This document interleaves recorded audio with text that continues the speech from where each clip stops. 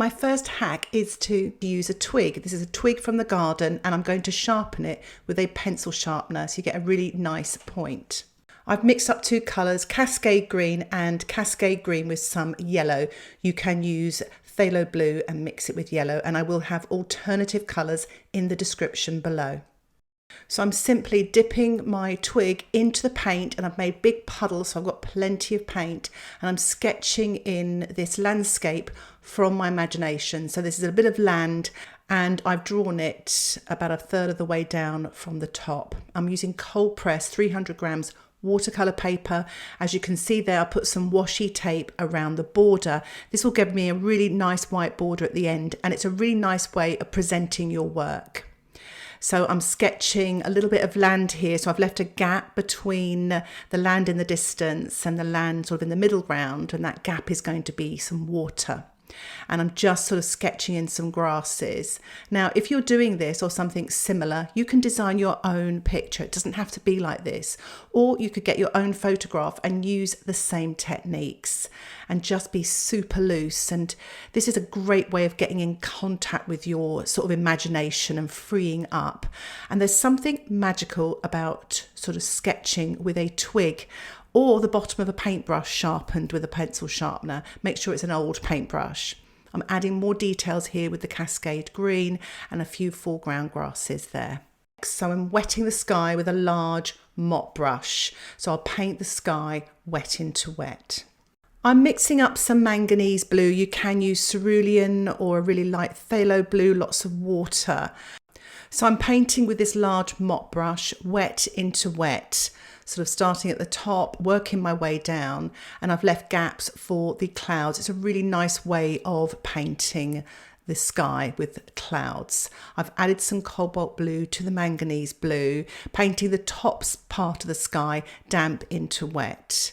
So the tonal value is a little bit stronger than the sky in the distance, so it looks nearer to us. I'm tilting and I'm mixing up some burnt sienna with the cobalt blue now to create some shadows, painting that wet into wet there at the top of the sky, and a little bit on the sort of distant clouds and sky as well. Give my brush a really good rinse there, mixed up a little bit of raw sienna, and I'm painting this on the horizon part, wet into wet there. You can see this is really, really loose, and I'm tilting as I go as well. I'm painting the Cascade green, wet on dry, but it's kind of running a little bit into the sky, wet in wet, and that's why I'm tilting a little bit there using my hand. I'm mixing up some burnt sienna into the green there and a touch of ultramarine, just sort of painting that wet into wet, just varying the colours, a touch more ultramarine there at the bottom, and painting that wet into wet. And on the left hand side, and you can see the paint's running, I'm kind of breaking a few watercolour rules here as well. I'm using my brush to move the paint along. Mixing up some Prussian blue here, and I'm painting wet on dry the water area using this large sort of mop brush. And I'm leaving a sort of white gap between the land and the water. So it's just a little bit of light there at the top of the water, using a little bit more of the Prussian blue there, touch of ultramarine. And now I'm going to use plastic wraps. This is my tip number 2. And I'm just applying a thin strip of the plastic wrap onto the wet paper, and I'm manipulating it a bit with my fingertips, but keeping the plastic wrap, the sort of lines there, the creases straight to represent sort of markings in the water. Loading a little bit more of the Prussian blue and painting that damp into damp there, just to create some more dark in the water. And then again, manipulating with my fingertips just to sort of spread that out and create some markings in the water that hopefully will look like ripples or waves. I'm going to let that dry naturally. Meanwhile, I've mixed up some quinacridone gold with the Prussian blue with a touch of the ultramarine there, painting the middle ground here wet on dry. Added some more raw sienna and Prussian blue, painting this wet on dry and pushing it in to the wet paint above. So just varying my greens here. Loading my brush, adding some more yellow to the Cascade green, and sort of painting big sweeping brush strokes in the foreground, wet on dry, and then pushing this sort of yellow green in there, wet into wet. Mixing up some ultramarine now with a little bit of Paynes grey and painting this damp into wet. So the paint isn't as wet now, so it doesn't run as much. It's slightly thicker because it has more paint, less water. And just painting these darks in the foreground and along the water's edge here.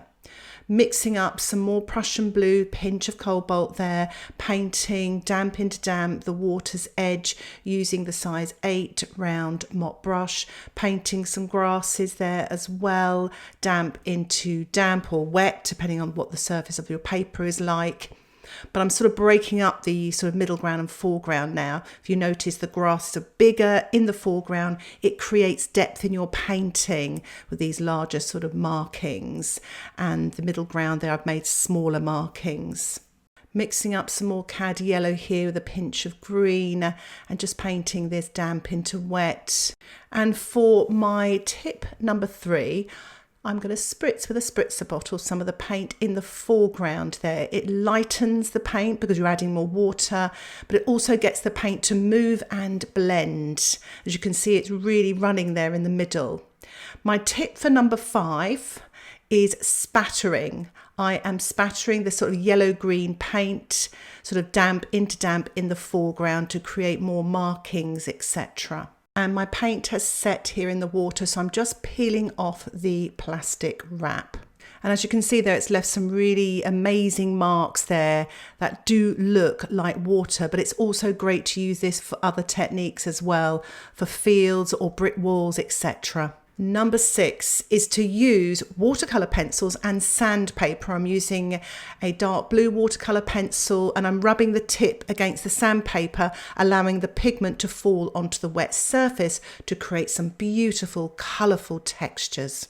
I'm also using some table salt to sprinkle onto the damp surface, and what this will do, it will absorb the paint and once dry will create some wonderful white textures. I'm using the twig here to lift up the wet paint to create thin marks. You can also scratch into the surface there. It is permanent, and what happens is the paint runs into the scratch to create thin lines. You may want to practice this before you do it, but it is so much fun to do. Number 8, I'm using a plastic card to lift off the damp paint. You can also use it like the twig, scratching into the damp surface as well. I'm using a clean damp brush just to soften some of the marks that crept into the water, and it's just really a tidying up process here. Make sure the brush is damp and not wet because my painting hasn't thoroughly dried yet. I'm using a paper towel to lift off any excess damp paint. I'm mixing up some of the cadmium yellow and Cascade green. You can use the Prussian blue. I'm loading my reservoir brush. You can use a rigger or your twig. And I'm painting some thin grasses using the brush. And as you can see, I'm painting very quickly. And I find working like this, you get thinner lines. Sometimes when you paint slow, you kind of labour it. Don't doubt yourself, just go for it. For these grasses in the middle ground, I'm just making them a little bit shorter so they look further away. And just painting a few more marks here on the left, wet on dry.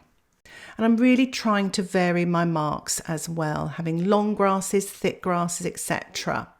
And I'm actually going to do another little spatter. I'm using my paper towel to protect the painting, but just to look like wildflowers, etc.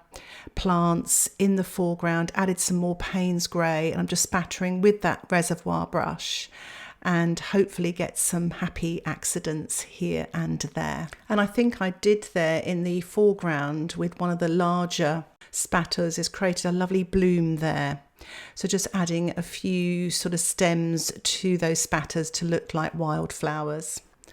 Number 9 is to paint sideways. Now I do sort of turn my painting upside down a lot, but sideways is really useful to getting straight lines. So I'm pretty much painting wet on dry here on the water's edge, just to really define the land beyond it. And turning sideways, I can see if the line is straight. One of the things I have issues with is seeing that if lines are straight. Sometimes I have to measure with a ruler either side to make sure that it isn't leaning, because I just can't see it sometimes. But when I turn my painting sideways, I can for some reason. So I'm just wetting the top here with a clean wet brush to soften the top part of the edge, and pretty much the painting underneath has dried. Adding some green here, that's the Cascade green with some Paynes grey, damp into damp there, pushing it into that wet paint, and then adding more water and pushing it into the paint there to soften that hard edge, working my way along. Adding a little bit of Paynes grey with Cascade green at the bottom here, adding some dark there, right on the water's edge, turning my painting around. As you can see, I've got a real sort of combination of darks, medium and light tones. My final tip, tip 10, is to paint a letter V for birds flying in the sky. Now you can widen the V, you can narrow the V, you can make one side of the V higher than the other and paint the V at an angle, and it just looks like birds in the sky, much further away of course. It really does add life to your painting. So adding a little bit more dark here on the left hand side, again turning sideways so I can see that my line is straight, and just using the reservoir brush. But I think I should have probably sort of used my size 4 round here. But you know, when you get sort of into a painting and you just end up using the same brush. So a few more grasses, almost wet on dry here in the foreground, pretty much is. Using the Prussian blue, touch of ultramarine with a little bit of the yellow ochre or raw sienna. And just sort of painting smaller grasses, bit of Cascade green and yellow here, a few dots and marks for details, just to sort of bring my painting to life. So you could really sort of have fun with this. If you notice, my salt's really working well in the foreground and to the right of that sort of cluster in the center, and they just look like little wild flowers. I'm so pleased with that. Lots of textures, lots of lights and darks, lots of sort of different shades of greens, etc. So again, I'm stippling here, adding marks and details, and it really does sort of add interest to the painting. You can get a bit carried away, but why not? It's so much fun to do. But if you do get carried away, you can spritz it with a spritzer bottle, soften it all and begin again, because I haven't thoroughly dried my painting, so nothing is quite fixed yet. Well, certainly not this sort of middle and foreground area. So using the plastic card just to kind of sort of add a bit of detail here, lifting and scratching and moving the paint to add lots of details, etc. And as I said, if you don't like something, you can spritz it, and that's just what I'm doing here. I thought I'd overdone it in this area, so I've sort of spritzed it off and just lifting off some of the paint with the paper towel. And I'm just adding more paint now. We're using that reservoir brush and just adding a little bit more Paynes grey with a touch of that cadmium yellow there, wet into wet. And I am actually nearing the end of my painting, and I always say finish off with darks and details, and also a spatter. And a spatter stops me from overworking, so I'm spattering a little bit of white gouache. You can use white watercolour, and it just adds a little bit of light and detail to finish my painting. I really hope you enjoyed this tutorial, and if you'd like to support the content that I create here on YouTube, why not think about joining my Patreon membership?